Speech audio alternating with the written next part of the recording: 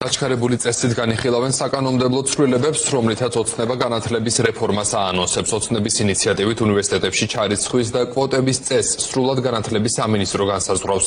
ბიძინა ივანიშვილის გუნდი გადაწყვეტს, რომელ უნივერსიტეტში, რომელი ფაკულტეტი უნდა დარჩეს, თუმცა რა კრიტერიუმებით იხელმძღვანელებს, ეს უცნობია. ნინი ბალანჩიევაძე გვერდდება პირდაპირ ეთერში. ამ წუთებში მიმდინარეობს ხდომა ოცნების პარლამენტში, სადაც ერთ-ერთი მთავარი საკითხი იქნება უმაღლესი განათლების ის რეფორმები, რომლის დამტკიცებასაც დღეს ქართული ოცნება უკვე სამივე მოსმენით აპირებს და კანონ პროექტს აქცევს კანონად.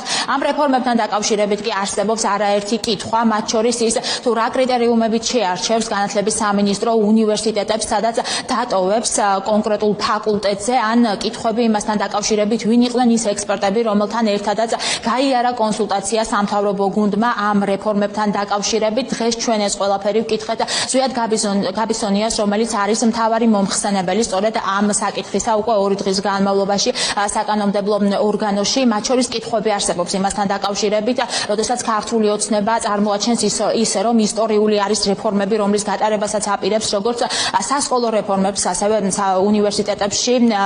მაშინ რატომ ირჩევენ ქართული ოცნების მაღალჩინოსნები, მათ შორის სამთავრობო გუნდის წევრები? საუბარი არის ირაკლი კობახიძე, მინისტრთა კაბინეტის სხვა წევრებზე, მათ შორის გელა გელაძეზე, რომლის შვილებიც დადიან კერძო სკოლებში და ამაში ყოველწლიურად იხდიან 10,000 ლარს. დღეს კი ოცნებაში გვარწმუნებენ იმას, რომ ეს საკანონმდებლო ცვლილებები იქნება იმის საწყისი, რომ არც ერთ ადამიანს, უბრალოდ ყველა ადამიანს ექნება იმის სურვილი, რომ უკვე შვილები ატარონ საჯარო სკოლაში. კითხვები დაუსვით ჩვენ, როგორც უკვე გითხარით, ოცნების განათლების მინისტრის მოადგილეს, რომელიც არის ერთ-ერთი მთავარი მომხსენებელი ამ საკითხისა უკვე მეორე დღის განმავლობაში და კითხვები დაუსვით, მათ შორის მის დეკლარაციასთან დაკავშირებით, რომელიც გამოიყურება ძალიან შთამბეჭდავად, ის ფლობს არაერთ კომპანიას, უძრავ ქონებას და ის გვეუბნება ამასთან დაკავშირებით, რომ მთელი ცხოვრების განმავლობაში აკადემიური საქმიანობით არის დაკავებული და სწორედ ასე შეაგროვა ქონება. ასევე ჩვენ კითხვები გვქონდა მარიამ ლაშხთან და თუ რა პასუხები მივიღეთ მათი მხრიდან, ახლა მაყურებელს შეუძლია რომ პირდაპირ ეთერში მოისმინოს.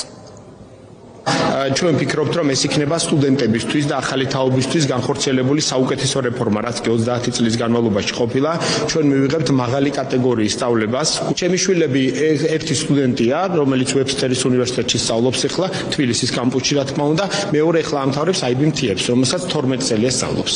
ჩემი შვილი დაახლოებით 4 წელი სწავლობდა საჯარო სკოლაში და შემდეგ გადაინაცვლა კერძო სკოლაში. ირაკლი კობახიძის შვილი, გელა გელაძის შვილი, სხვა მინისტრთა კაბინეტის წევრების შვილები ირჩევენ კერძო სკოლებს.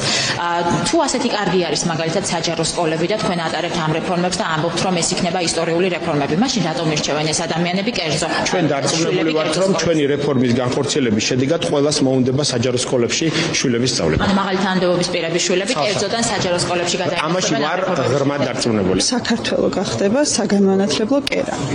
როგორც დაიბრუნებს გელათის იყალთოს აკადემიების სტატუსს და ის ტრადიციულად რაც იყო საგანმანათლებლო კერა საქართველო იმას გააძლიერებს. რა იყო ეს ტრადიციული? ტრადიციული იყო, რომ განათლების მიღება მაშინ, როდესაც სხვა ჩვენ გარშემო რეგიონებში არ იყო ესე დონეზე განათლების სისტემა, ჩვენთან იყო. განათლების ხარისხი იქნება საგრძნობლად გაუმჯობესებული. ასეთ რიცხვით შემცირდება. კი ბატონო. ნობელი ფრაზაა.